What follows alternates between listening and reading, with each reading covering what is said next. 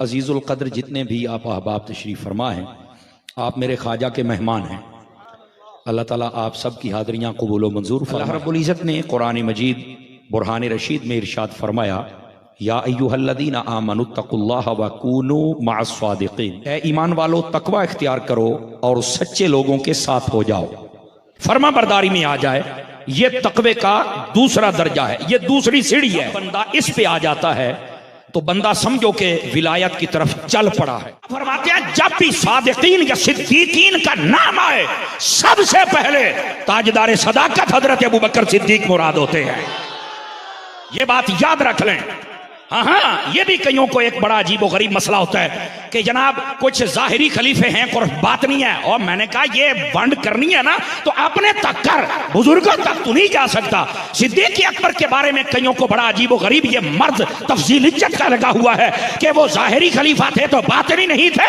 मैंने कहा सुनो, इमाम अहमद रजा का गुलाम तुम्हें बताएगा, जो जाहिरी खलीफा आपको नहीं मानता वो जाहिरी कमीना है, जो बातिनी नहीं मानता वो बातिनी कमीना है। हजरत अबू बकर सिद्दीक वो हैं जिनको रसूल ने मुसल्ला अता करके ये बता दिया है, आप जाहिर में भी पूरे हैं, आप बातिन में भी पूरे हैं। कोई ने बेकसा, आपको पता है नमाज के बारे में क्या कहते थे? आप फरमाया करते थे, लोगों हुजूर ने फरमाया है अस्सलातु मिअराजुल मुमिनीन, नमाज मोमिन की मिराज है। ये ख्वाजा साहब का खुतबा पढ़ रहा हूं, तकरीर किया करते थे। आप फरमाते थे, लोगों नमाज मोमिन की मिराज है, इसके बगैर मोमिन बुलंदियों पर नहीं चढ़ सकता। और साथ ही आपने फरमाया अल मुसल्ली युनाजी रब्बहू, जो नमाजी होता है वो अपने रब से बातें करता है। जलाल आ गया, हजरत ख्वाजा साहब ने ऐसे कंधों पर हाथ रखा, फरमाया अब देख आगे, अल्लाह ने सारे पर्दे हटा दिए, खाना काबा नजर आ गया। ये है मेरे ख्वाजा साहब। और आजकल के वो बेचारे रात को पी के इतना सोते हैं, सुबह 12 बजे टोन्नो के उठते हैं वो। या अय्युहल्लज़ीना आमनुत्तकुल्लाह व कूनू मअस्सादिक़ीन, सदक़ल्लाहुल अज़ीम, इन्नल्लाह व मलाइकतहू युसल्लूना अलन नबी, या अय्युहल्लज़ीना आमनू सल्लू अलैहि वसल्लिमू तस्लीमा। तमामी हज़रात मोहब्बत व अक़ीदत के साथ मिल के दुरूद व सलाम पढ़ लीजिए। अस्सलातु वस्सलामु अलैका या सय्यदी या रसूलल्लाह व अला आलिका व अस्हाबिका या सय्यदी या हबीबल्लाह। अस्सलातु वस्सलामु अलैका या सय्यदी या रहमतल लिल आलमीन व अला आलिका व अस्हाबिका या सय्यदी या ख़ातमन नबिय्यीन। इंतहाई इज़्ज़त व तकरीम के लायक ज़ीनत महफ़िल सादात किराम मुअज़्ज़ज़ व मुकर्रम उलमा इकराम जुमला उशाकानी सहाबा व अहले बैत, अल्लाह रब्बुल इज़्ज़त की फ़ज़ल व तौफ़ीक से हम सब आज की इस खूबसूरत बज़्म पाक में शरीक हैं, जिसकी निस्बत इमामुल कामिलीन, हुज्जतुल वासिलीन, अताए रसूल, नाइब रसूल, हिंदुल वली, हज़रत मुईनुल मिल्लत वद्दीन, हज़रत ख्वाजा मुईनुद्दीन चिश्ती अजमेरी संजरी रहमतुल्लाह ताला अलैह अल मारूफ ख्वाजा गरीब नवाज अलैहिर रहमा, आपकी ज़ात अक़दस के साथ है। मैं दुआगो हूँ जितने भी आपके मुताल्लिक़ीन हैं, अल्लाह ताला सबको बरक़ात कसीरा अता फ़रमाए। अज़ीज़ुल क़द्र जितने भी आप अहबाब तशरीफ़ फरमा हैं, आप मेरे ख्वाजा के मेहमान हैं। अल्लाह ताला आप सब की हाज़रियाँ कबूल व मंजूर फरमाए। मैं एक हदीस शरीफ से बात का आगाज़ करता हूँ। आप अहबाब की खिदमतों में गुजारिश है, आप तवज्जो रखिए ताकि बात करने और सुनने का सुकून और सुरूर मुयस्सर आ सके। हुजूर नबी रहमत शफ़ी उम्मत सल्लल्लाहु अलैहि व आलिहि व अस्हाबिहि व बारक वसल्लम, आपने इरशाद फरमाया, जो बंदा जितनी देर तक दुरूद व सलाम पढ़ता रहता है, बराबर उतनी देर तक उस पर अल्लाह ताला की रहमतें बरसती रहती हैं। फरमाया बंदे की मर्जी है कि वो दुरूद व सलाम ज़्यादा पढ़े या थोड़ा पढ़े। उलमा फरमाते हैं कि इसमें भी हमें तरगीब दी गई है कि जब दुरूद व सलाम जितनी देर पढ़ोगे रहमतें ही बरसेंगी, तो फिर थोड़ा क्यों पढ़ें? हम तो फिर हर वक्त पढ़ेंगे और अल्लाह की रहमतों को समेटते रहेंगे। अल्लाह पाक मुझे और आप सबको अमल की तौफीक अता फरमाए। दोस्तान गिरामी, जो आयत तय्यबा मैंने तिलावत की है, चाहता हूँ कि उसी का सहारा लेकर बात को आगे चलें। अल्लाह रब्बुल इज़्ज़त ने कुरान मजीद बुरहान रशीद में इरशाद फरमाया, या अय्युहल्लज़ीना आमनुत्तकुल्लाह व कूनू मअस्सादिकीन, ए ईमान वालो तकवा इख्तियार करो और सच्चे लोगों के साथ हो जाओ। इस आयत बय्यना में दो बातें काबिल गौर हैं। पहली, ईमान वालों को हुक्म है कि तकवा इख्तियार करें, और दूसरी बात, ईमान वालों को हुक्म है कि तुम सच्चे लोगों के साथ हो जाओ। गिरामी कदर हजरात, ये तकवा किसे कहते हैं?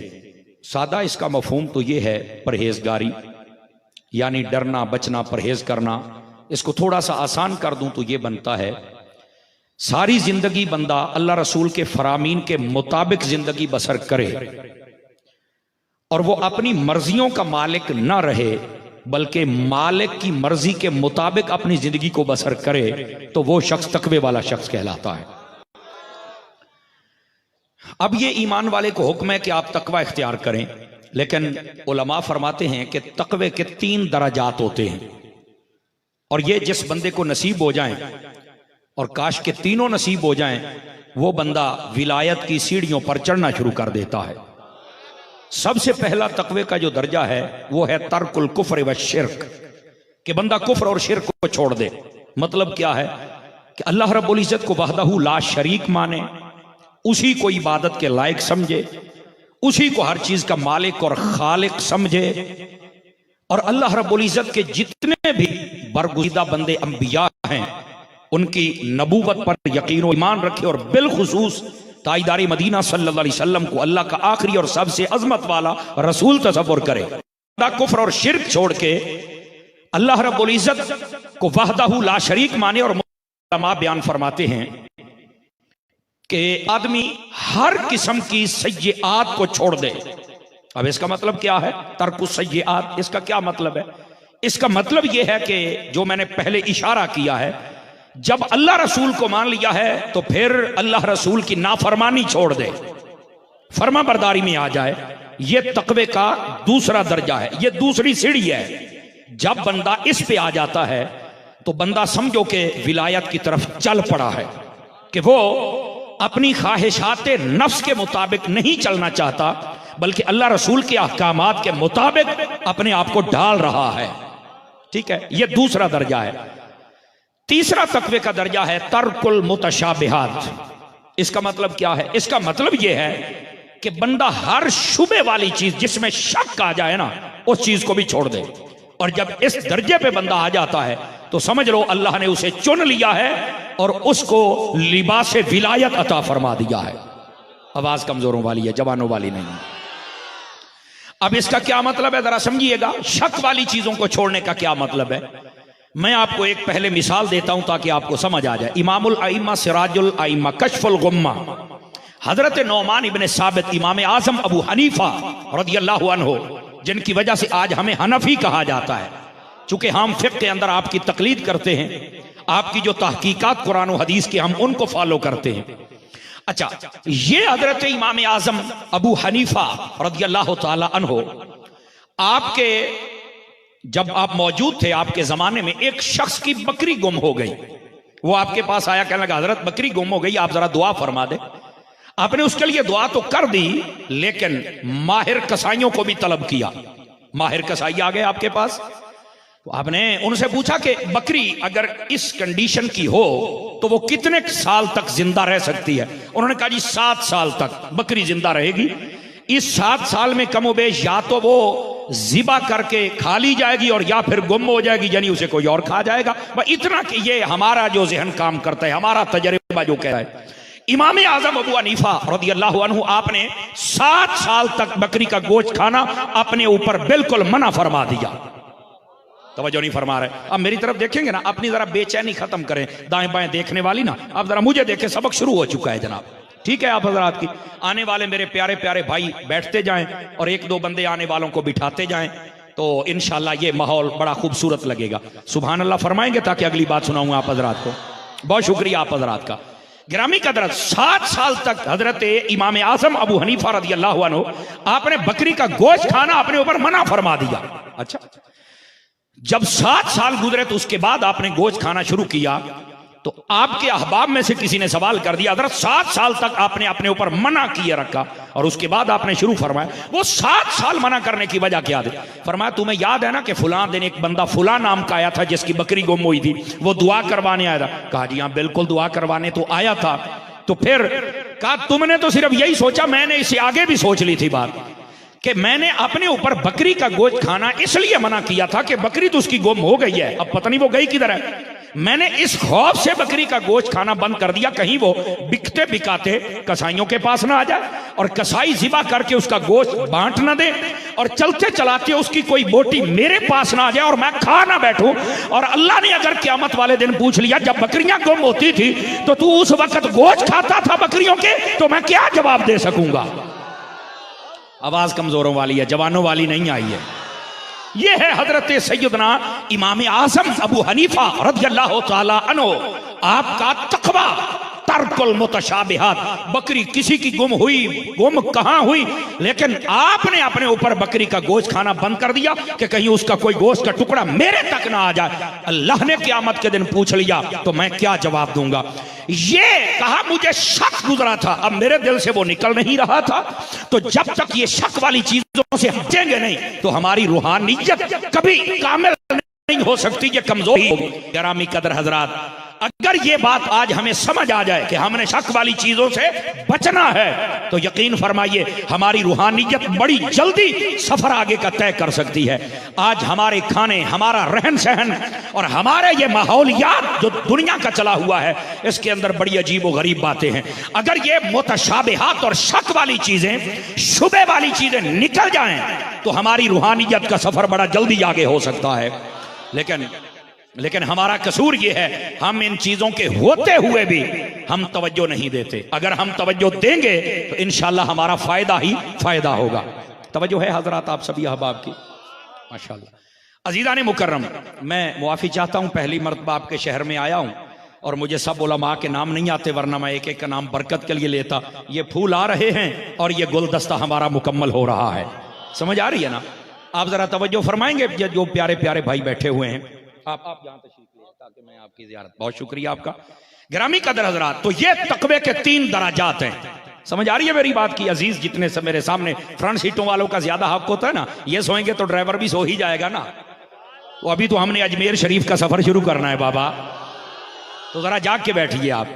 तो ये तकवे के 3 दराजात जो मैंने आपकी खिदमत में बतौर सबक अर्ज किए, अल्लाह ताला मुझे और आप सबको इन पर अमल करने की तौफीक अता फरमाए। अब दूसरी बात इसी आयत तय्यबा की, या अय्युहल्लज़ीना आमनुत्तकुल्लाह, ए ईमान वालो तकवा इख्तियार करो, वकूनू मअस्सादिकीन, और सच्चे लोगों के साथ हो जाओ। अब अगर तकवे के ये 3 दराजात जो आपको मैंने अर्ज किए हैं, सबसे पहला तर्कुल कुफ्र व शिर्क, दूसरा तर्कुस सय्यिआत और तीसरा तर्कुल मुतशाबिहात, अगर ये हमें समझ आ जाए तो जो बंदा इतना नेक, पाक और साफ हो जाए ना, अल्लाह उसे फरमाता है कि सच्चों के साथ हो जा।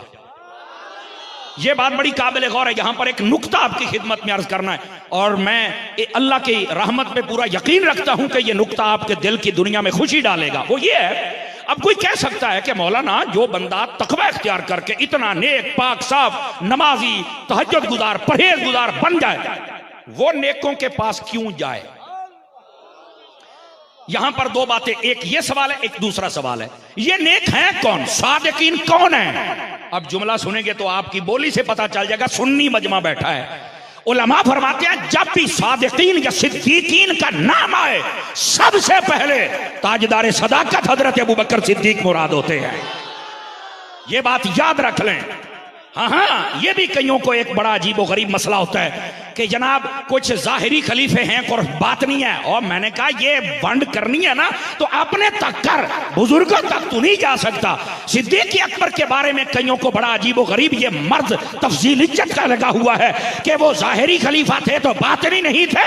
मैंने कहा सुनो, इमाम अहमद रजा का गुलाम तुम्हें बताएगा, जो जाहिरी खलीफा आपको नहीं मानता वो जाहिरी कमीना है, जो बातनी नहीं मानता वो बातनी कमीना है। हजरत अबू बकर सिद्दीक वो हैं जिनको रसूल ने मुसल्ला अता करके ये बता दिया है, आप जाहिर में भी पूरे हैं, आप बातिन में भी पूरे हैं। जिनके हाथ अपने जरा उठा के बोलो ना सुभान अल्लाह प्यार के साथ। समझ आ रही है मेरी बात? अल्लाह आपको खैर बरकत दे। ये है असल हकायक। तो ये तूतियां और ये बीन, ये हारन, ये सायरन, ये अहले सुन्नत के सामने मत बजाए जाएं। वो जो नहीं फरमा रहे। हाँ हाँ, ये तो कोई मुजद्दिद पाक को पढ़ के देख ले। आपने भी मकतूबात शरीफ के अंदर इनका सारा शौक कर दिया है।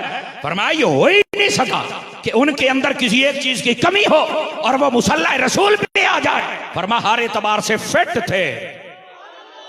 और यू अंडरस्टैंड? आपको बात समझ आ रही है जनाब? अब हजरत दाता साहब रहमतुल्लाह ताला आपकी कशफुल महजूबी पढ़ के देखें। हाँ, आपने फरमाया जितना सिद्दीक अकबर तौहीद और समझने वाले थे कोई नहीं था। और उसके दलाइल भी मौजूद है ना। नबी पाक अलैहिस्सलाम बात करते थे तो सिद्दीक अकबर को पहले ही समझ आ जाती थी। सहाबा किराम जब इज़ा जा नसरुल्लाहि वल फथ ये सूरत पाक है, इसकी तफसीर पढ़ के देखें तो आपने रोना शुरू कर दिया। तो सहाबा किराम ने कहा हजरत बड़ी खुशखबरी वाली बात है कि जनाब इस्लाम के अंदर जौक दर जौक लोग आएंगे और ये तो फतह हो जाएगी हर चीज, तो आप रो रहे हैं। फरमाया यही तो तुम्हें पता नहीं, इशारा ये है कि नबी पाक जाने वाले हैं, मैं तो इसलिए रो रहा हूं कि यार जा रहा है।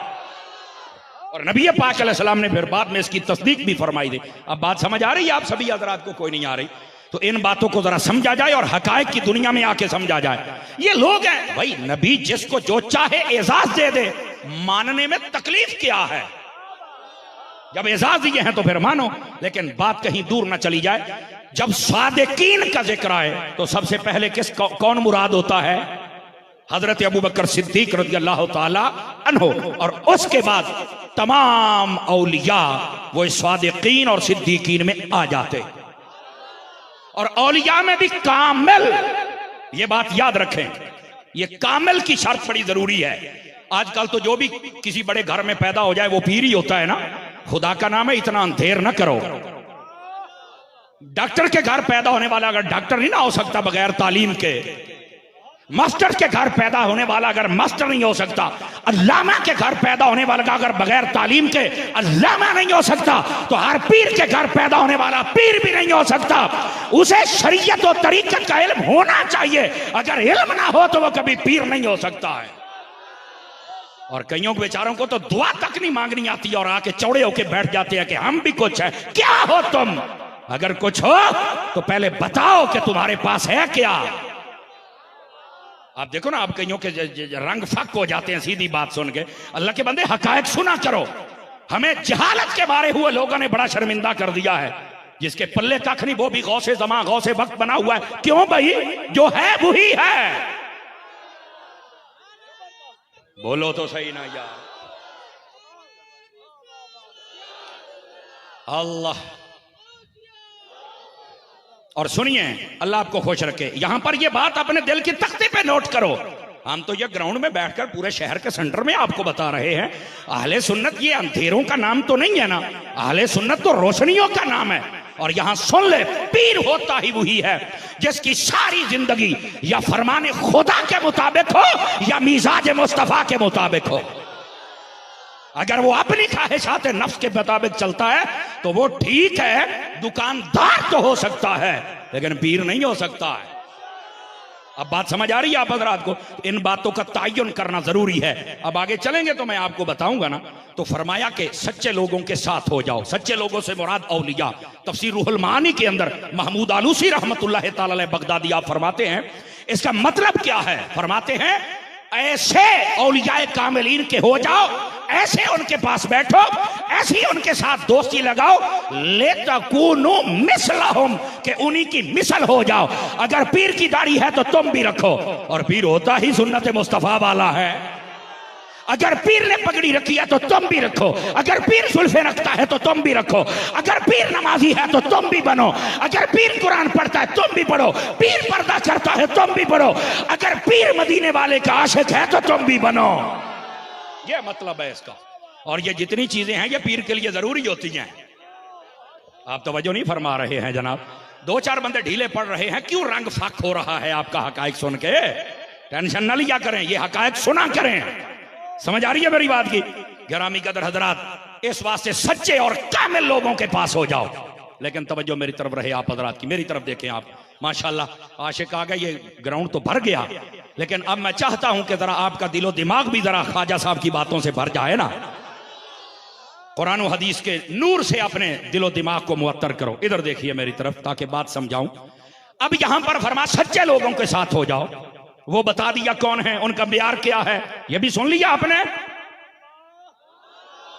आहिस्ता हो जाते हैं। हदीस शरीफ में भी म्यार तो है ना, फरमा जिसका चेहरा देखो तुम्हें खुदा याद आ जाए वो पीर है। तो मैंने कहा जिसका चेहरा देख के ये कुछ भी ना हो, मोहल्ले का नाथ खान भी याद ना आए, ओए औखियां गल्लां ते भी बुले सो। समझ आ रही है कोई नहीं आ रही? तो बस औकात ये होता है मेरी अंदर है दाढ़ी। मैंने कहा भाई बाहर निकालो। समझ आई ना, ये करबला का सैयद भी अंदर ले जा सकता था। तवज्जो नहीं फरमा रहे आप हजरत। हजरत ये लाइन बड़ी मुश्किल है। लोग अपनी गलतियां छुपाने के लिए नया से नया ड्रामा कर देते हैं। मैंने कहा अबे चुप करके बैठ, जानते हैं तेरे ड्रामे गौसे आजम जैसे पीर ने संभाल रखा है, ख्वाजा मुईन पाक जैसे पीर ने संभाल रखा। तेरे चुंगल में हम कोई नहीं आने वाले। हाँ ये ड्रामे हम नहीं सुनेंगे। ये कौन सा तरीका है भाई जो म्यार शरीयत का उसके मुताबिक कमाल वाली बात है। अपने ही जनाब एक नई दुकानदारी शुरू कर दी है। अहले सुन्नत किसी की मोहताज नहीं। कहा कि ये है। अभी जब ख्वाजा साहब को सुनोगे तुम्हें लुत्फ आ जाएगा। दोस्ताने गिरामी कादर, अब कोई कह सकता है कि यार इन कामिल लोगों के पास जाने का फायदा क्या है? तो मैंने कहा तुमने कुरान की आयत नहीं पढ़ी है? फरमा सच्चे लोगों के पास चले जाओ। तो मैंने कहा कुरान की आयत पे अमल करना है? कहा करना है। तो मैंने कहा जा फिर सच्चों के पास। कहता अब तो सच्चे नजर ही नहीं आते। मैंने कहा होंगे तो नजर आएंगे, हमारे पास तो हैं। वो जो नहीं फरमा रहे, हमारे पास हैं तो तभी तो जाते हैं। अगर आप में नहीं है तो ये आपका कसूर है। गिरामी कादर हजरात, तो मैं आपकी खिदमत में ये अर्ज कर रहा था, फरमाया ईमान वालों तकवा इख्तियार करो और सच्चे लोगों के साथ हो। भैंस मैंने ली है, चारा मैं डालता हूं, दूध मैंने निकाला है, गर्म मैंने किया है, अब इसको लस्सी की क्यों जरूरत पड़ गई? समझ आ रही ना यार? इतना कुछ मैंने किया है तो क्या जरूरत है यार लस्सी को करीब लाने की या उसके करीब जाने की? तो हजरत सुल्तान बाहू फरमाते हैं जाग बिना दूध जम दे नहीं हो बाहू ते भावे लाल होवन कड़ कड़ के हूं। आप फरमाते हैं जो मर्जी कर ले, जितना मर्जी गर्म कर ले, ये जाग तो लगानी पड़ेगी। इसी तरह अगर कोई कहे भैंस मैंने खरीदी है, चारा मैं डालता हूं, दूध मैंने दोहा है, गर्म मैंने किया है, तो जाग क्यों लगाए? खुद जमे नहीं जमेगा।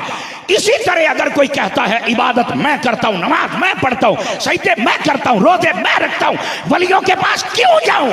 मैंने कहा जैसे जाग लगाने से दूध जमेगा और तुझे मक्खन मिल जाएगा, अल्लाह के वली के हाथ में हाथ देगा, तेरी इबादतें भी कबूल हो जाएगी, मदीने वाला नजर आ जाए। कईयों ने हाथ भी नहीं उठाए और सुभान अल्लाह भी नहीं फरमाई, बड़ी इस्तिकामत के साथ बैठे। समझ आ रही है? इस बात से यह निस्बत रखना तो जरूरी है। और यहां धीरे से एक और मसला भी समझा दूं भाई, धीरे से। बाद लोग कहते हैं नहीं मौलाना वसीला नहीं होना चाहिए। मैंने कहा हमारा कोई लड़ाई झगड़ा नहीं, हम हैं अहले सुन्नत वाले बाअदब लोग हैं। लेकिन मुझे इतना बता दो, ये जो दूध था ये तो जाग के बगैर जमता ही नहीं, तो ये क्या जरूरी है? कहता ये तो जरूरी है। तो मैंने कहा यहां तो लस्सी का वसीला भी मान जाते हो और इधर मुस्तफा का वसीला नहीं मानते हो। कुछ खुदा का खौफ करो यार। अगर ये नुक्ता उकदा ही समझ आ जाए तो ज़हन का सवाल तो निकल सकता है ना। बहरहाल अल्लाह हमें समझने की तौफीक दे दे तो फिर चासी आ जाए। है ये मैं इसलिए जुमला बोल रहा हूं कि हमारे अजीजुल कद्र अल्लामा साहब फयाजुल हसन चिश्ती साहब और हमारे सईदी साहब का क्या नाम है जी? अल्लामा शरीफ सईदी साहब। और आपका इसमें ग्रामी माशा जिंदाबाद कादरी साहब सुन्नी तहरीक से। और जितने अहबाब उलमा बैठे हैं इनमें से कई पंजाबी बड़ी अच्छी समझते हैं और ये तो हमारे बड़े एक दोस्त हैं, उनके भी दोस्त हैं आगे। समझ आ रही है? इसलिए थोड़ा सा इनका ज़ौक भी पूरा हो जाए। अब बात समझ आई है? और फिर यहां एक लुत्फ का जुमला सुनना, मैं इस्ता बोलूंगा अल्लाह करके आपको समझ आ जाए। इधर देखिए मेरी तरफ। हमें क्या कहते हैं तुम औलिया के पास क्यों जाते हो? मैंने कहा अल्लाह की कसम हमने नहीं जाना था, अल्लाह ने भेजा है तो हम जा रहे हैं ना। आए हाय हाथ नहीं उठाए, मजा नहीं आया यार। हमने नहीं जाना था, ये अल्लाह ने भेजा है तो हम जा रहे हैं। अब यार इस आयत पे सुन्नी तो अमल कर रहे हैं, जरा तुम भी करके दिखाओ। कहता नहीं होगा। तो मैंने कहा फिर इधर आजा, हो जाएगा। समझ आ रही है मेरी बात? की ईमान वालों तकवा इख्तियार करो, सच्चे लोगों के साथ हो जाओ। और सच्चे लोगों में से आज एक अताए रसूल नायब रसूल, मामूर मिनर रसूल, हिंदुल वली, इमामुल औलिया, कुदवतुल असफिया, हुज्जतुल कामिलीन, बुरहानुल वासिलीन, सुल्तानुल आशिकीन, हजरत मुईनुल मिल्लत वद्दीन, हजरत ख्वाजा मुईनुद्दीन चिश्ती अजमेरी संजरी रहमतुल्लाह ताला अलैह। आपका जिक्र खैर होगा। पता है आप कितनी बड़ी हस्ती हैं? आपकी वालिदा माजिदा फरमाती हैं, हजरत महनूर बीबी आपका नाम है, सैयद घराने से ताल्लुक है, और आपके वालिद ग्रामी सैयद गयासुद्दीन रहमतुल्लाह ताला अलैह दोनों ही बड़े आबिद और जाहिद हैं। माँ और बाप नेक हूं ना तो बच्चे भी मुईनुद्दीन जैसे पैदा होते हैं। फिर आज माँ कहती हैं कि हमारे बच्चे नेक नहीं होते हैं। मैंने कहा आजकल की माओं का किरदार भी तो देखो ना, बिलखुसूस जो टिकटॉक पे आने वाली हैं। अब देखो ना, पिछले से पिछले हफ्ते आपने देखा होगा, एक फिक्र की बात भी कर लूं, कराची के अंदर एक लड़की टिकटॉक वाली मर गई जिसका नाम था मुस्कान। देखा होगा आपने भाई, सोशल मीडिया का दौर है। वो मर गई, 3 दिन तक उसकी लाश लेने नहीं कोई आया। हकीकत क्या थी? कहती है जी 6 लाख मेरे फॉलोवर हैं, मैं जब भी कोई टिकटॉक पे अपना फन दिखाती हूं तो वो 2 लाख बंदे मुझे 15 मिनट में देखते हैं। मैंने कहा जब मर गई 3 दिन तक घर वाले भी नहीं आए, कहां गया तेरी फॉलोइंग, कहां गए फॉलोवर? इसका मतलब है तूने कंजरों वाले काम किए तो कंजर तेरे फॉलोवर थे, कंजर तो जनाजा नहीं पड़ता। टिकटॉक पे राज करने वाली, ये सोशल मीडिया पे अपने जिस्म के हिस्से दिखाकर नाचने वाली ये बाजारी औरत, जब ये मर गई कोई इसके जनाजे पर नहीं आया। और एक आशिक रसूल वो भी था जिसका सोशल मीडिया पे नाम डाला जाए तो सोशल मीडिया वाले बंद कर देते थे, वही आइडिया बंद होती थी। लेकिन जब वो दुनिया से गया, उसका नाम खादिम हुसैन रिजवी है, 1.25 करोड़ बंदे ने जनाजा भी पढ़ लिया था। हाथ उठा के तो बोलो ना यार। वो पीछे वाले बोले, पीछे वाले सारे बोले, सारे बोले।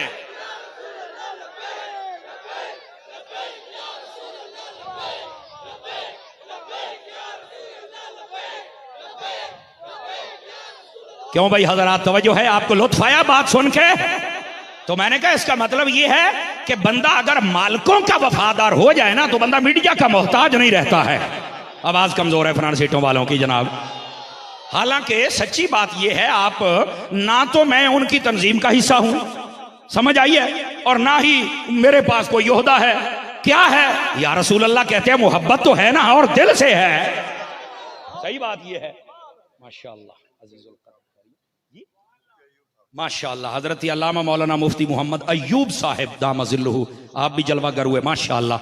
उलमा की जौक दर जौक आमद मदीना मदीना माशाअल्लाह। अख्तर भाई भी आ गए हैं, क्या कहने भाई, अख्तर रजवी साहिब माशाअल्लाह, बेहतरीन खतीब मिल्लत इस्लामिया है, अल्लाह इनको जज़ाए। बेटे बैठ जाओ, बैठ जाओ, बैठ जाओ बेटे। बोलेंगे सुभान अल्लाह जरा प्यार के साथ, आगे अगली बात भी सुनाऊंगा आपको। गिरामी कदर हज़रात, ये फर्क होता है रसूलुल्लाह के गुलामों में और शैतान के गुलामों में। आवाज कमजोर होगी फ्रंट सीटों वालों की जनाब। अब वो औरत वो कहती है कि टिकटॉक के ऊपर मेरे इतने फॉलोवर हैं, घर वालों ने भी कह दिया कि ऐसी बाजारी औरत से हमारा कोई ताल्लुक नहीं है, और इधर जिसका नाम आने पर सोशल मीडिया बंद, आइडिया बंद, फलां बंद, फलां बंद। जो ही इंतकाल फरमाते 1.25 करोड़ बंदा जनाजा पड़ता है। मैंने कहा अब तुम्हारी हर शय बंद। आवाज ही कमजोर हो गई है जनाब। ये क्या मतलब क्या है? मैं फिर आपको कह रहा हूं, मैं ये मोहब्बत की बुनियाद पे बात कर रहा हूं। लोगों ने समझा ही नहीं है कि रसूलुल्लाह की गुलामी क्या चीज है यार।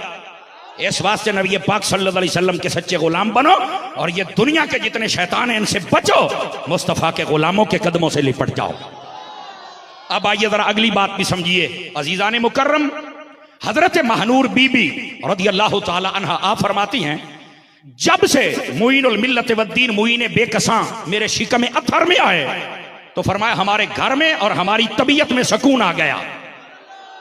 अगली बात फरमाया, जिस दिन मेरे बेटे की जिस्म अक़दस में रूह फूंकी गई ना मेरे पेट में, तो मुझे पता चल गया था। तवज्जो तवज्जो, ये मैं किसी डब्बे पीर की बात नहीं कर रहा, अवाम की अकीदत लूटने वाली की बात नहीं कर रहा, ये भंगी और चरसी और नशइयों की बात नहीं कर रहा, मैं उसकी बात कर रहा हूं कि जिसके सामने से पर्दे उठ जाते थे और मुस्तफा का दीदार कर लेते थे। मैं उनकी बात कर रहा हूं। और जरा जाग के बैठिए सारे हजरात, तो जो है सब हजरात की। अजीजाने मुकर्रम समझिए, इस्लामाबाद के हमारे एक बहुत बड़े अल्लामा सूफी बुजुर्ग फौत हो गए। हजरत अल्लामा मौलाना मुफ्ती मोहम्मद अमीन साहब रहमतुल्लाह ताला अलैह बहुत बड़े सूफी बुजुर्ग गुजरे, सय्यदी व सनदी व सैयदना मुहद्दिस आज़म अलैहिर्रहमा के शागिर्दों में से थे। बहुत बड़े सूफी बुजुर्ग थे जिन्होंने आबे कौसर किताब लिखी है। तवज्जो फरमाइएगा जरा, उन्होंने ना एक रिसाला लिखा है निगाह पर। तवज्जो है, बात सुन के आपको चस ना आए मैं हाजिर, और चस आए तो फिर आपकी हाजिरी लगनी चाहिए। उसके अंदर वो लिखते हैं कि ये जो कूंज होती है ना, कूंज जो उड़ती है और पानी साहिलों के किनारे पर रहती है, ये जब अंडे देती है ना तो एक महफूज मकाम पर छुपा देती है, बुलंद जगह पर। और जब छुपाती है ना, ये उड़ के अगर दूसरे साहिल पर जाए तो जितनी देर तक ये उड़ती रहती है ना, कहते हैं कि इसकी निगाह अपने अंडों पे पड़ती रहती है। और जब इसकी निगाह से अंडे ओझल हो जाएं तो वो अंडे खराब हो जाते हैं, वो किसी काम के नहीं रहते। मैंने ये पहले नहीं, ये हयातुल हैवान पढ़ने उसमें भी मिल जाएगा। वो कहती हैं जनाब, जिस कूंज की निगाह अंडों पे पड़ती रहे वो बचे रहते हैं, बकिया खराब हो जाते हैं। लोगों, जब परिंदों की निगाह दूसरे साहिल से भी इधर पड़ सकती है तो फरमाया गौसे आजम की निगाह मीरपुर वालों पर नहीं पड़ सकती है, ख्वाजा मुईनुल मिल्लत वद्दीन वल हक की निगाह नहीं पड़ सकती है। फरमाया मुर्शिद कामिल हो तो वो भी अपने मुरीद पे निगाह रखता है। नहीं तवज्जो फरमा रहे आप सभी हजरात। इस वास्ते ये मसला निगाह को समझा जाए। ये निगाह जिस पे पड़ जाए ना, तवज्जो नहीं फरमा रहे, आपको क्या पता उसको फिर क्या नसीब हो जाता है बाबा। हाँ, इस वास्ते ये मसाइल समझे। आप फरमाती हैं कि जब मेरे पेट में मेरे बेटे के जिस्म में रूह फूंकी गई तो मुझे पता चल गया। तवज्जो, कहा कैसे पता चला? फरमाया मेरा बेटा हर रोज अल्लाह का जिक्र किया करता था, मैं सुन लिया करती थी। हाय हाय हाय,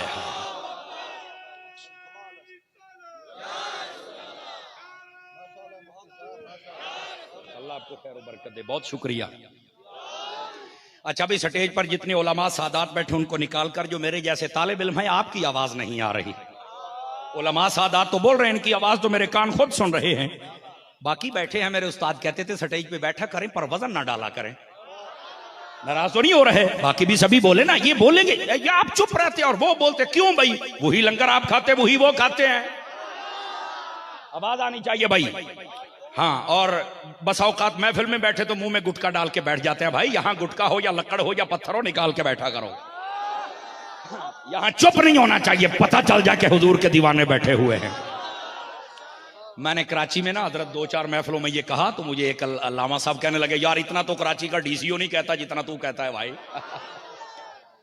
तो जरा सुन्नियों की महफिल है ना, जाग के बैठा करें। अरे अल्लाह के बंदे, तुम चुप शाह बन के बैठ जाते हो।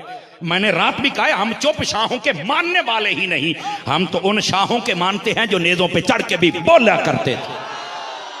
तो फिर जब उनके गुलाम है तो फिर 5 किलो का सर हिलाने का क्या मतलब है भाई? फिर ये छटांकी वाली जबान आनी चाहिए। ये है हजरत मुईनुल मिल्लत वद्दीन मुईन बेकसां रदियल्लाहु अन्हु। और अगली बात, आपकी वालिदा माजिदा फरमाती हैं, जब मेरे बेटे दुनिया में जलवागर हुए, फरमाया मैंने अपने घर में ऐसी खूबसूरत नूरानी शक्लें सूरतें देखी जो पहले नहीं देखी थी, तो मैं थोड़ा सा घबराने लगी। तो एक ने आवाज दी, बीबी घबराना, हम अक्ताबे जमाना है, तेरे घर के अंदर वलियों का बादशाह आया है, हम तुझे मुबारकबादी देने आए। तवज्जो नहीं फरमा रहे आप सभी हजरात। ये है हजरत ख्वाजा मुईनुल मिल्लत वद्दीन वल हक, ख्वाजा मुईनुद्दीन चिश्ती अजमेरी संजरी रहमतुल्लाह ताला अलैह। समझा? अच्छा, आपके बचपन पर कलम सबके खामोश हैं, ये याद रख लें। ये मोहतात अहले सियर लिखते हैं, बादों ने कई बचपन के वाकयात बनाए हैं, लेकिन वो अलग तहकीक बातें नहीं है। समझ आ रही है? हाँ, जब आपकी उम्र तकरीबन 13 साल के करीब थी, बादों ने 16 लिखी है, आपके वालिद गिरामी पर्दा फरमा गए और आपके हिस्से में एक बाग आया था। तवज्जो, फिर आपकी दाएं बाएं हो रही है। आपके हिस्से में जो बाग आया ना, आप उसके बीच में बैठा कर, अभी चंद दिन गुजरे, वहां पर एक बुजुर्ग है जिसका नाम हजरत बाबा इब्राहिम कंदोजी रहमतुल्लाह ताला अलैह था। उनसे मुलाकात हुई। उन्होंने जब देखा ना कि ये बच्चा तो हीरे की तरह सुथरा था, आवाज कमजोरों वाली है, हीरे की तरह, आप करीब आए, बड़ी मोहब्बत से बुलाया। आप आए, बाबा जी को अंगूर भी दिए, पानी भी पेश किया, बीच में कुआं था, बाग को पानी दे, उस पर भी बिठाया और बड़ी मोहब्बत से बातें करने लगे। आपका हुस्न सूरत भी था, हुस्न सीरत भी था। असली नस्ली सैयद होता ही ऐसे है,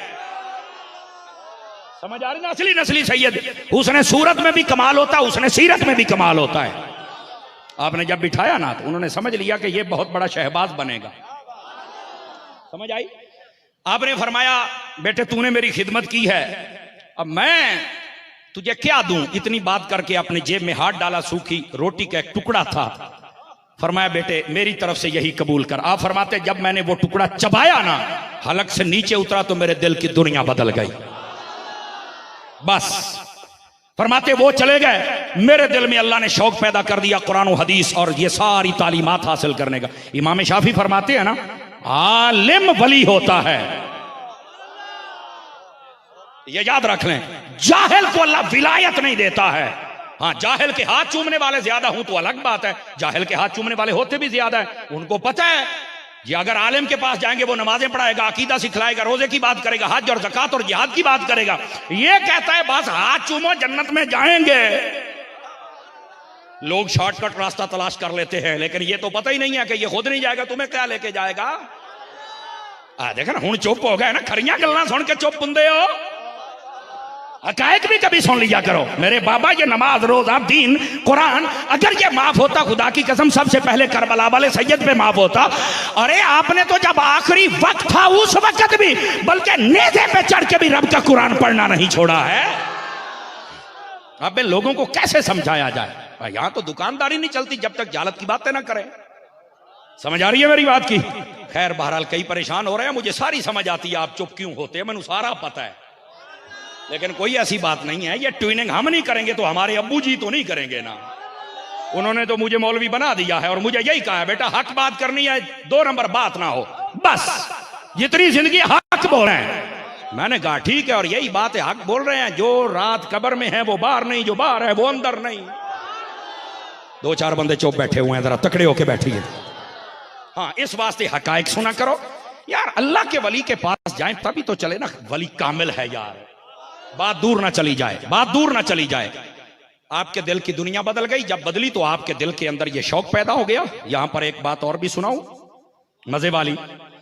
आप जब इल्म दीन हासिल करने गए ना, अल्लाह रब्बुल इज्जत ने ऐसा सीना खोला, हिफ्ज कर लिया, इल्म दीन हासिल कर लिया। वालिदा के पास आए, कहने लगे बेटा अब कोई पीरे कामिल भी तलाश कर लो। क्या तलाश कर लो? पीरे कामिल। अब ये बात आई, अब पीरे कामिल, अब यहां पर ना कई ऐसे बंदे भी शायद बैठे हों, सुन लें।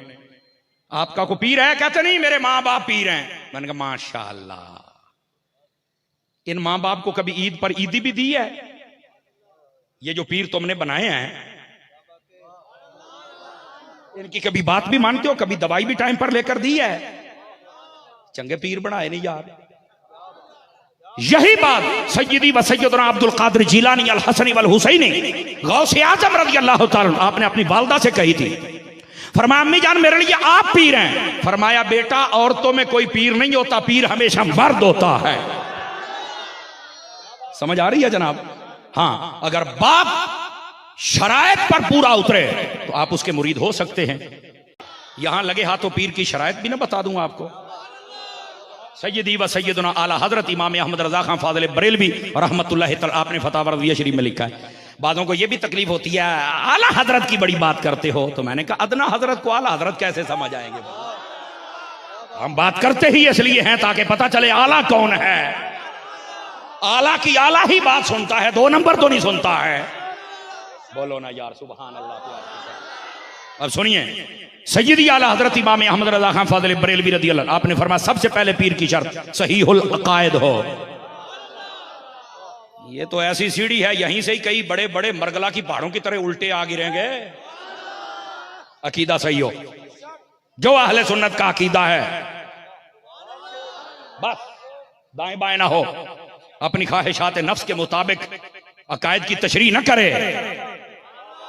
अकीदा ठीक। नंबर 2, आमाल ठीक हूं, मतलब क्या है? फासिक मुअलिन ना हो, लोगों के सामने गुनाह ना करे, जाहिर उसका ठीक हो, बातिन जाने मालिक जाने, जाहिर ठीक हो, अकीदा भी ठीक हो, और दूसरे नंबर पर अमल भी ठीक हो, फासिक ना हो। समझ आ रही है? तीसरे नंबर पर तीसरी शर्त आला हज़रत साहब फरमाते हैं, कुरान का इतना माहिर हो, कोई भी मसला तलाश करना पड़े कुरान पढ़ के खुद तलाश करे। चुप्पी हो गए हो तो जिसको अलहम्दो का तर्जमा नहीं आता वो भी शेख तरीकत होता है, वो भी शेखुल कुल फेल कुल बामे होवे गोल। ओ बोलो तो सही हो मेरी सुती पई कौम है। खुदा के बंदो ये सारे हकायक देखने पड़ेंगे। समझ आ रही? सैयदी आला हज़रत फरमाते हैं कुरान और हदीस का माहिर हो, कोई भी मसला हो खुद निकाल सके। तो आपने क्या समझा पीर किसे कहते हैं? वाह भाई वाह, एक जाहिरी वज़ाक़त, ये सारी बात ये तो गौस पाक को पढ़े तो आपने भी फरमाया है। हाँ हकायक पढ़ के देखे। फरमाया बादों ने समझा कि लंबे लंबे बाल रख लें तो तब विलायत मिल जाएगी, बादों ने समझा 3-4 साल तक गुस्ल न करे तब हम वली बन जाएंगे, और बादों ने समझा बीवी बच्चे छोड़ के जंगलों में निकल जाए टुट्टे आशिकों की तरह तो शायद तब वली बन जाएंगे। हैं? बादों ने कह दिया कि भंग के घोटे लगाएंगे तो तब हो। कैसे? फरमाया ऐसे नहीं बनोगे। जो तो नहीं ना फरमा रहे, पीर बनने के लिए तो मालिकों का वफादार बनना पड़ेगा ना, शरीयत और तरीकत को लेकर चलना पड़ेगा। और बाज ऐसे भी जाहिल बल्कि अजहल होते हैं, वो कहते हैं नहीं मौलवियों की लाइन और होती है, पीरों की और होती है। मैंने कहा अबे रब, तुझे किसने कह दिया और होती है भाई? अगर ये लाइन और होती ना तो करबला के अंदर एक शय होती दूसरी ना होती। वहां मेरे और आपके सैयदी व सैयदना इमाम हुसैन रज़ियल्लाहु ताला अन्हु, आपने ना शरीयत का दामन जाने दिया है ना तरीकत का दामन जाने दिया है। अरे जब इतना बड़ा पीर, भाई पिछले चुप क्यों बैठे हैं? उनका ये किरदार है तो आजकल वालों को भी तो सोचना तो पड़ेगा ना भाई। ये बातें बड़ी खास होती हैं और बाजों को इनसे बड़ी तकलीफ होती है। मैं कहता हूं अल्लाह करके हो, तकलीफ होगी तो आराम आएगा ना भाई, तो जब तकलीफ नहीं होगी तो आराम भी नहीं आएगा। अब बैठे हो तगड़े होके बैठे आ ताकि अगली थोड़ा सा पंजाबी का टेस्ट भाई वो हमारा ये राजी नहीं ना होता, थोड़ा सा हम भी तो राजी कर लेना बाबा थोड़ा सा। और याद रख ले जो मैं बातें कर रहा हूं महज अल्लाह की रजा के लिए झंझोड़ रहा हूं कि यार आपको समझ आ जाए। ये मत सोचना कि किसी की जनाब दुश्मनी है या फलाना, ना ना ना। ओए आले सुन्नत तुम पता नहीं कहां कहां फिर रहे हो। मैं चाहता हूं आप निकल के सीधे रास्ते पर तो चल पड़े ना जनाब। जो बंगी चरसी नशई डब्बे सारे उठा के हमारे गले में डाल दिए, मैंने कहा ये हमारे नहीं है। हमारे देखने तो गौसे आजम को देखना, हमारा देखना तो दाता साहब को देखना, हमारा देखना है तो सैयदना अब्दुल वहाब शाह जिलानी को देखना, हमारा देखना है तो बादशाह को देखना, हमारा देखना है तो मुईनुल मिल्लत वद्दीन वल हक को देखना, मेहरे अली को देख, जमाते अली को देख, गौसे जली को देख, मौला अली को देख। तवज्जो नहीं फरमा रहे आप? ये इनको देख भाई, इनको देख जिन्होंने शरीयत और तरीकत दोनों को थाम के रखा है और ये अपनी गलती छुपाते हैं। मौलवियों की लाइन और है, पीरों की और है। मैंने कहा कमाल वाली बात है? पेशावर से लेके कराची तक लाइनें 2 पटड़ी पे चलती है, एक पटड़ी हो तो तेरी ट्रेन नहीं चल सकती है। अरे बाबा क्या ड्रामे सिखा रहा है कौम को? बेअमल खुद है और शरीयत और तरीकत को जुदा कर रहा है। अरे बाप रे वाह, क्या बात है भाई। बैठे हो बोलो ना, जाहिल खुद है और जनाब शरीयत और तरीकत को जुदा करा। बस कर, तुझे पता ही नहीं है कैसे होते हैं अल्लाह वाले। समझ आई ना? हजरत इब्राहिम बिन अदहम रहमतुल्लाह ताला अलैह, आपसे एक बंदा कहने लगा जनाब जब बंदा कामिल हो जाए तो फिर उसकी क्या ताकत अल्लाह देता है। इधर देखना, आप पहाड़ों में बैठे थे, रोने लग पड़े, नमाज के मुसल्ले पे बैठे थे, ऐसे फरमाया अगर वो ऐसे पहाड़ को कहे ना कि इधर हो जा तो पहाड़ भी चल पड़े। आप सिर्फ ये बता रहे थे तो पहाड़ ने चलना शुरू कर दिया, पहाड़ ने चलना शुरू कर दिया। जब पहाड़, आपने फरमाया अबे तू तो रुक जाना, मैं तो समझा रहा हूं। उसने कहा साईं हम तो आपका इशारा देख रहे थे ना। ये होते हैं कामिल लोग और बैठे मुसल्ले पर थे। खुदा की कसम हमारे बुजुर्गों ने बड़ी मोहब्बत की है, दीन के हर पहलू से बड़ी मोहब्बत की। हाय हाय हाय हाय हाय हाय, ये मोईने बेकसां। आपको पता है नमाज के बारे में क्या कहते थे?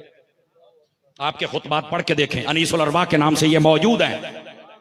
और हजरत ख्वाजा बख्तियार काकी रहमतुल्लाह ताला आपने भी आपके मलफूजात को जमा फरमाया है और उसके अंदर कमोबेश 30 के करीब खुतबात हैं। आप पढ़े, दिल की दुनिया खुल जाएगी एक मर्तबा। आप फरमाया करते थे लोगों, हुजूर ने फरमाया है अस्सलातु मिअराजुल मुमिनीन, नमाज मोमिन की मिराज है। ये ख्वाजा साहब का खुतबा पढ़ रहा हूं जो वो तकरीर किया करते थे। और आजकल के हमारे जैसों के लिए भी ये उनकी तकलीफ जरूरी है कि हम भी ऐसी तकरीर करें। आप फरमाते थे लोगों, नमाज मोमिन की मिराज है, इसके बगैर मोमिन बुलंदियों पर नहीं चढ़ सकता। और साथ ही आपने फरमाया अल मुसल्ली युनाजी रब्बहू, जो नमाजी होता है वो अपने रब से बातें करता है। तवज्जो है, एक रिवायत का मफहूम भी है इधर, और वो रिवायत क्या है? फरमाया मन अरादा अन युहद्दिस रब्बहू फलयक़राइल कुरान औ फलयुसल्ली। भाई इधर देखो ना मेरी तरफ सरकार। फरमाया जो बंदा अपने रब से बातें करना चाहे उसे चाहिए वो कुरान पढ़ ले या नमाज पढ़ ले, वो अपने रब से बातें कर रहा है। और हजरत ख्वाजा साहब रहमतुल्लाह ताला अलैह मुइने बेकसां, तवज्जो है, आप नमाज के बारे में यह अहमियत बताते हैं। और साथ ही पता क्या इरशाद फरमाया, हौसले वाला बंदा सुने। हजरत फकी अबू अल्लाह समरकंदी के हवाले से, चूंकि फकी अबू अल्लाह समरकंदी से ख्वाजा साहब को बड़ा प्यार था, तवज्जो की बड़ी आपको मोहब्बत थी। और आप पता क्या फरमाया करते थे? आप अक्सर उनकी मस्जिद में चल के बैठा करते थे और लोगों को बताते थे कि उनकी बातें मुझे सुनाओ। आवाज कमजोरों वाली है, जवानों वाली नहीं है, ठीक है। एक मर्तबा वहां पर नमाज पढ़ने के लिए गए ना, जमात का वक्त हुआ तो लोगों ने आपको पहचान लिया। हुजूर ख्वाजा साहब बैठे हैं गरीब नवाज, आप नमाज पढ़ाइए। इधर देखना मेरी तरफ। आप जब पढ़ाने लगे ना तो एक बाबा बीच में से बोल पड़े, कहने लगे ये लोग ऐसे ही नमाजें पढ़ते, मेरी तो मानते नहीं है, इस मस्जिद का रुख काने काबे की जानिब सीधा नहीं है। आपको पता है मस्जिद हो और बीच में कोई टेंशन शाह ना हो। अब मेरी बात ही नहीं समझी, आप मैं आपको क्या कहूंगा। हजरात उलमा तो मेरी बात की तायीद करे ना यार, तो कोई ना कोई एक टेंशन देने वाला होता है, वो अगर मसला ना खड़ा करे तो फिर मस्जिद कहेगी भाई। अबे बोलो तो सही ना यार। अब ये बाबा महसूस ना कर जाएं, बस औकात बहुत सख्ती ज्यादा कर देते हैं ना, कहते हैं ये पंखा मेरा है भाई, तवज्जो नहीं फरमा रहे आप हजरात। हालांकि साहिब बहार शरीयत नमाज वाला चैप्टर आप उठा के देख लें, हुजूर ने फरमाया जो बंदा मस्जिद में अपनी जगह पक्की कर ले कि मैंने यहीं पढ़नी है, फरमाया उसकी मिसाल उस ऊंट की तरह है जो अपनी जगह पक्की कर लेता है। फरमाया ऊंट ना बनो, बंदे बनो। हाय हाय हाय हाय हाय, ये बड़ी खास बात है और मुश्किल बात है। और मैं करूं क्या? हजरत अत्तार का मुरीद हूं, कहूंगा तो सही ना, और आला हजरत का मैं नौकर हूं, इसलिए जरा इस जुमले को समझिएगा। मस्जिद में अपनी जगह को पक्का ना किया करें, वह पक्की इमाम की ही जगह होती है। समझ आ रही है मेरी बात की अजीजों? इस वास्ते जगह बदल बदल के सजदे किया करो। सूफिया कहते हैं जहां जहां नमाज पढ़ोगे, सजदा करोगे, क़यामत वाले दिन वो जगह गवाही देगी और तुम्हारा काम बन जाएगा। तो यहां जगह पक्की, पंखा मेरा है, यहां कोई और नहीं बैठेगा। और जब तक जिंदा रहते हैं कहते हैं आजान मैं दूंगा, तकबीर मैं पढ़ूंगा, नहीं तो यहां नमाज नहीं होगी।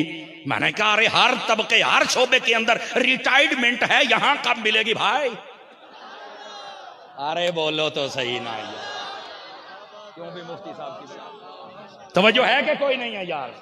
अब ये देख लो स्टेज वाला तबका खुश हो गया है और यही सबसे आला है। ये थोड़ा सा मीठी बात कर रहा हूं, महसूस ना कर जाना भाई। बसा औकात ऐसा होता है हुजूर, हमने जो मेरा तजर्बा है, 3 साल सरा का मुसाफिर मैं भी रहा हूं, अब तो मुझे इमाम रखता ही कोई नहीं है। वो इसलिए कि कहते हैं हर रोज तकरीरें करने जाते हो तो यहां कौन रहेगा भाई, इसलिए। अच्छा होता ये है, एक बुजुर्ग थे, वो ये जब भी कोई नया बच्चा आता था ना, तस्बीह हाथ में होती थी और ऐसे पीछे देखते थे और कहते थे आज तू आ गया है? वो कहता था हाँ जी। वो कहता था तेरा तो बाप कभी नहीं आया, तू कैसे आया है? वो कहता था बाबा अगर अब्बा को तौफीक नहीं, बेटे को तो आने देना यार है, यहां तो सख्ती इतनी करते हैं। अबे तेरा तो बाप कभी नहीं देखा हमने, तू किधर आ गया? हालांकि ऐसे बुजुर्गों को चाहिए इतनी शफकत करें कि जो गली में खेल रहे हो जब तुम्हें देखे तो तुम्हारे पीछे मस्जिद में चल पड़े।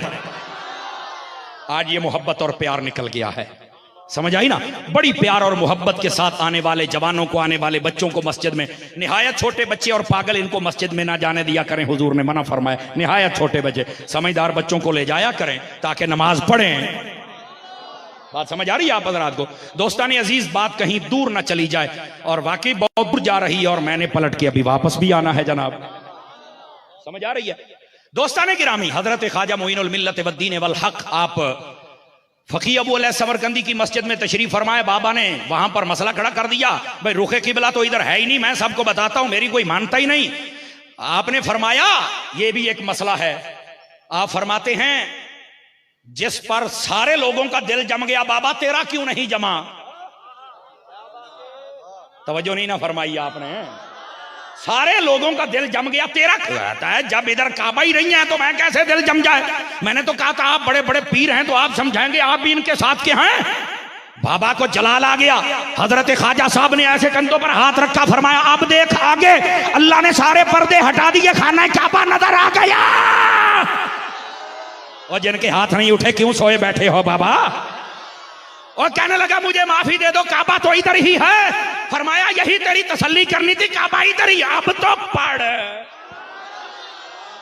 ये है मेरे ख्वाजा साहब। आप फरमाया करते थे, फकीह अबू अला समरकंदी ने एक हदीस लिखी है, एक फरिश्ता सुबह सवेरे खाने काबे की छत पे उतरता है और वो कहता है जो बंदा अल्लाह के फराइज नहीं अदा करता अल्लाह अपनी रहमत के जिम्मे से उसे निकाल देता है। एक फरिश्ता मस्जिद नबी की छत पे उतरता है और वो आके कहता है जो मुस्तफा की सुन्नतों पे अमल नहीं करता मुस्तफा अपनी शफाअत से उसे निकाल देते हैं। ए लोगों, अल्लाह के फराइज पर भी अमल करो, मुस्तफा की सुन्नतों पर भी अमल करो। ये हैं हजरत ख्वाजा मोइनुल मिल्लत वद्दीन वल हक, ये हैं आपके मलफूजात। और आपको पता है चिश्ती नमाज के कितने पक्के होते हैं? मैं अत्तारी भी हूं और साथ में चिश्ती भी हूं। हाँ, चिश्तियों से मुझे खिलाफत हासिल है, हाँ, लेकिन मैं हूं अत्तारी, कादरी हूं कादरी, लेकिन चिश्ती भी हूं। ये मालिकों का करम है, वो जिसको जो चाहे अता कर दे। लेकिन चिश्तिया को मैंने पढ़ा, लुत्फ आ गया। पता कैसे पक्के नमाजी हैं? हजरत बाबा फरीदुद्दीन का नाम सुना है आपने? पाक पतन वाली सरकार। जब आपका आखिरी वक्त था ना तो पता क्या किया? ईशा की नमाज पढ़ी तो आप सजदे में गए तो कैफियत जज्ब वाली शुरू हो गई। आपको जब होश आया तो कहा मैंने नमाज पढ़ ली। उन्होंने कहा जी हां पढ़ ली आपने। आपने फरमाया यार मुझे याद नहीं पड़ता, मैं दोबारा पढ़ूंगा। आपने फिर नमाज शुरू की। जब फिर नमाज पढ़ते पढ़ते किसी रकात में सजदे में गए तो फिर वही कैफियत शुरू होगी। फिर जब होश आया कहा नमाज पढ़ ली? कहा पढ़ ली। कहा नहीं मुझे नहीं पता, मैं पढ़ूंगा। तीसरी मर्तबा नमाज की नीयत की और सजदे में गए और अपने मालिक हकीकी से जा मिले। इतना था नमाज का इश्क। हजरत ख्वाजा मोइन बेकसा रज़ी अल्लाह अन्हु जिस रात आपने पर्दा फरमाया है, आपने ईशा की नमाज पढ़ने के बाद आपने फरमाया मैं आज कमरे में जा रहा हूं, मेरा कमरे का दरवाजा कोई ना खटखटाए। सारी रात जिक्र होता रहा और ऐसे लगता था जैसे कोई पांव जमीन पे मार रहा है। न जाने इश्क मस्ती की क्या कैफियत बनी होगी। तहज्जुद के वक्त ये आवाज आना बंद हो गई। मुरीदों ने कहा हुजूर जमात तो करवाइए। पता चला उस वक्त के पीर खुद जमातें करवाते थे। तवज्जो नहीं फरमा रहे आप हजरात, तवज्जो नहीं फरमा रहे। अगर उलमा बोल रहे हैं तो आप भी बोलो ना। आजकल जो कहते हैं ना पीरों की लैन और है मौलवियों की और है, मैं क्या पोतरा ही थे यार, वो खुद जमात करवाते थे। और आजकल के वो बेचारे रात को पी के इतना सोते हैं, सुबह 12 बजे टोन्नो के उठते हैं वो। हजरत ख्वाजा गरीब नवाज रहमतुल्लाह ताला अलैह, आप जब गए ना अपने पीर हजरत ख्वाजा उस्मान हारूनी, बाजों ने हरवनी भी लिखा है लेकिन ये तहकीक की एक अलग है, मैं उधर जाना नहीं चाहता। आप गए ना मुरीद होने के लिए तो आपने तो पहले देखा तो बड़े खुश हुए कि यही शाहबाज था जिसकी मुझे तलाश थी। आवाज कमजोर हो रही है, अगले साल सुना दूं आके, जरा जाग के बैठिए जरा। अच्छा हुआ क्या? हुजूर बैअत होना है। आपने फरमाया सैयद साहब वुजू कीजिए, जरा नमाज पढ़िए, नमाज के बाद 2 नवाफिल पढ़िए, उसके बाद 1000 मरतबा सूरतुल इखलास पढ़िए। तवज्जो है? अब हुआ क्या? आपने ऐसा ही किया। फरमाया रात भर इबादत कीजिए की सुबह है। अब मैं आहिस्ता बोलूंगा और आपकी तवज्जो। आपने फरमाया जरा ऊपर देखिए। ऊपर देखा, कहा बता कहां तक नजर आ रहा है? फरमाया अर्श तक हर चीज खुली नजर आ रही है। फरमाया अब नीचे देखिए जरा। नीचे देखा, फरमाया आखिरी सिरा जिसके तहत सरा कहते हैं वो नजर आ रहा है। फरमाया नहीं अभी तुमने और आगे जाना है। फरमाया सैयद साहब आज फिर इबादत कीजिए, आज फिर इबादत हो रही है सारी रात। फरमाया नवाफिल पढ़ो, ईशा के बाद पढ़ लीजिए, 1000 मरतबा इखलास फिर पढ़ो, पढ़ लीजिए। दूसरे दिन आए, फरमाया ऊपर देखो। फरमाया हिजाब अजमत नजर आ रहे। फरमाया इधर आइए सैयद साहब, 1000 मरतबा फिर इखलास पढ़िए। आजकल तो अजीब व गरीब बात होती है ना, गरीब मुरीद आ जाए ना तो कहते हैं वो जरा पीछे बैठ जाइए, 2000 मरतबा तस्बीह पढ़िए कलमा शरीफ की। अमीर आ जाए तो कहते हैं एसी कमरे में बुलाओ भाई।